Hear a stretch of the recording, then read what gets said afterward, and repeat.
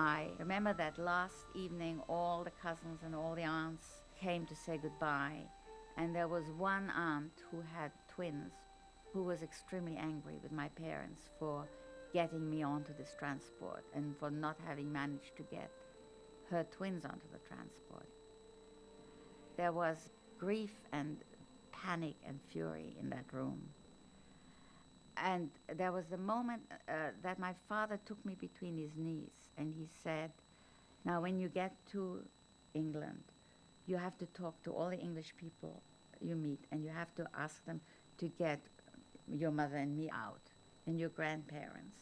And because this aunt was there and had been so unhappy and so angry, he said, and aunts so-and-so's twins. Before long, I had a list of people whom I, at 10 years old, had promised to save from Hitler. The transports began in December, barely 3 weeks after the Nazi pogrom. Although a few children travelled by plane, the majority departed by train.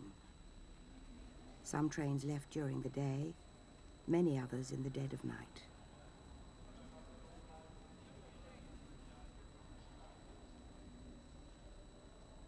Each child was given a number.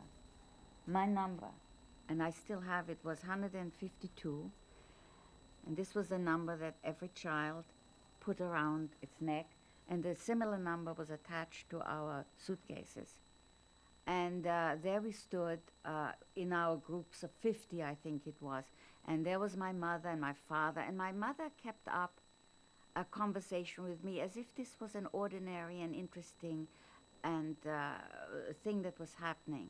But I remember that she wore a pony fur with a fox collar, and her face was inside the fox collar. And I remember that although her speech was as if everything was ordinary, her face, I remember, was hot. It was red and hot.